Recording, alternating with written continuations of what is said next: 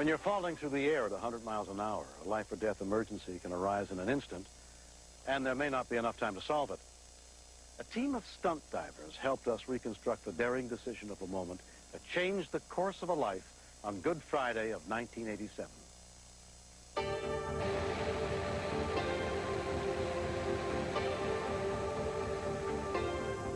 A 2 to 3 mile jump to Earth is a soaring pleasure for a skydiver until the horizon line or an insistent altimeter beep warns it's time to pull the chute.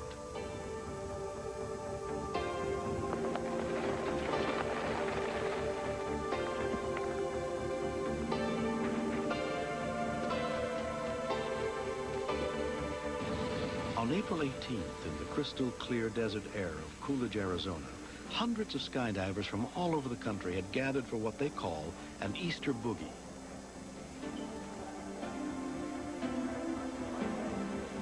Instructor Greg Robertson was one of the load masters that day. I was on the hangar floor, and I watched this lady having trouble packing her rig. And at a boogie, everyone's supposed to know what they're doing. You're not supposed to have untrained students there. So I went up and talked to her and figured out that she was relatively inexperienced, about 50 jumps. And decided, well, I better keep my eye on this one. A little inexperienced, make sure she at least knows what she's doing in the air, isn't going to kill herself or kill somebody else. 31-year-old Debbie Williams was preparing to jump as part of the last group, a six-way round formation. One of the groups that was together was the six-way of relatively inexperienced people.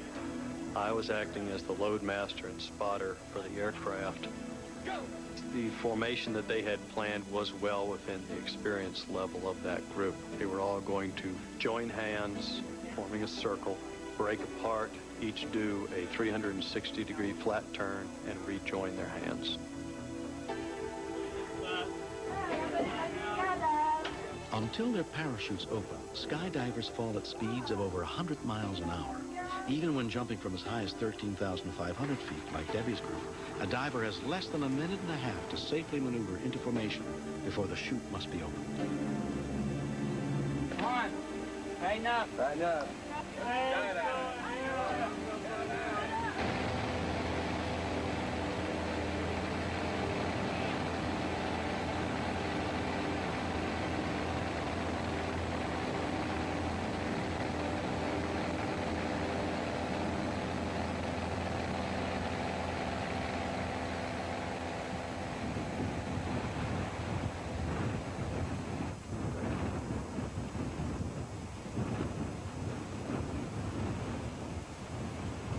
I give them about a second. I hop out after them. I start diving down, and I check her out in the air. She's in a good track position, real good body position. And I go, hey, looks like maybe I was wrong. You know, maybe she's better than she was. Somebody's been training her. Maybe she picked it up good.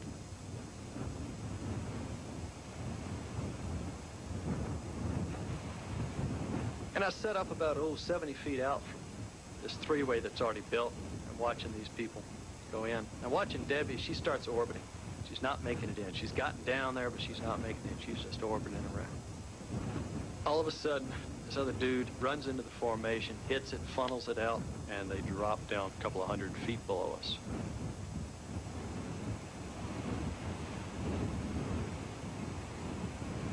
The other two jumpers, Debbie and Guy Fitzwater, started diving towards this formation below us now.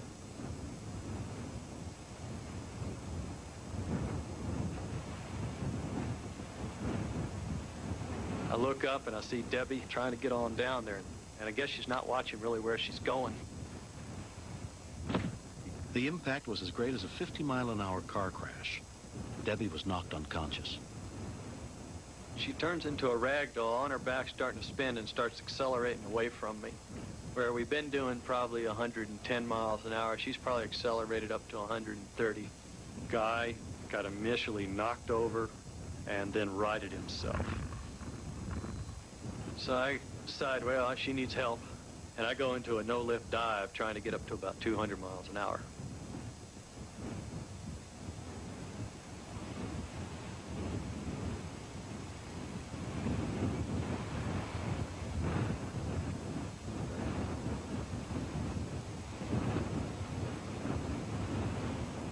Greg caught up with Debbie, less than 30 seconds from impact. I lift my head out of this dive and take a look, and I notice there's blood all over her face. And I'm thinking, I'll just let her body swing around and bring the ripcord to me. And all of a sudden, I realize I got absolutely no idea how high above the ground I am. Look out of the side of my eyes real quick, and I decide I've got enough time to do this, but I got to do it now. I drive on in as the legs swing around, grab her with my left hand, and sit her up so the rig will deploy cleanly, pull the ripcord and say, that's your shot. Greg finally managed to open Debbie's chute less than 10 seconds before they hit the ground. Over there. Very good, nice one over there. Emergency medical technician and avid parachutist Dean Baker had come to watch the boogie that day. Hey, he's in trouble. Where? And there I saw a woman at about 100 feet gliding down, and her arms were at her side limp, which is a clear indication that she wasn't in control and wasn't prepared to land. So What? Hey, somebody call me.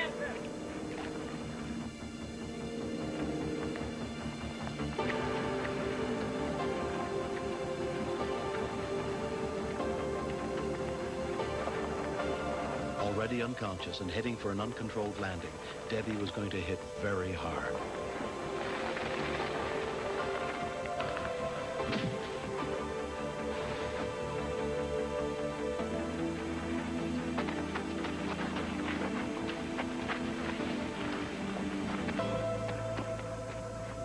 when I got to her on the ground, I noticed that her face was totally covered in blood, and I noticed a gurgling sound out of her mouth. You okay? She had a free fall collision. I had to pull a reserve on her. Dean immediately took charge of Debbie's treatment. Her swelling stomach indicated severe internal bleeding. I also noticed that her blood pressure was dropping, so I elevated her feet to treat for shock and asked for some mask trousers or something to stabilize blood pressure. Dean then came up with an idea that helped save Debbie's life for the second time that day. There was nothing there at all except the thought of inflatable leg splints. He improvised and used the inflatable leg splints to stabilize her blood pressure. Call 911. The call for help went out. Coolidge Public Safety. You're gonna be okay. Here comes the ambulance, guys. Come on, guys. Okay, tell them where to get it. Get some of this equipment out here. The paramedics arrived and took over prepping Debbie for the helicopter ride to the hospital.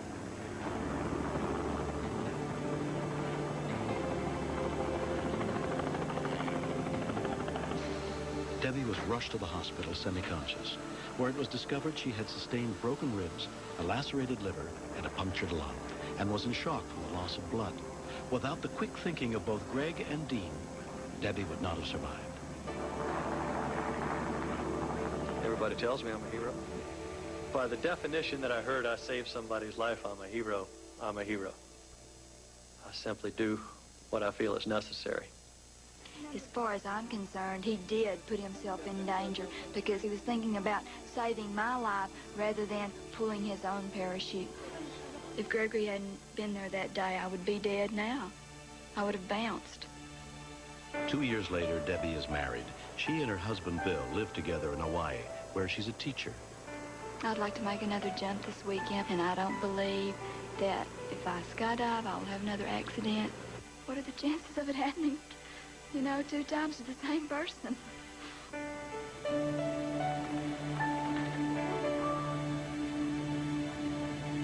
Next.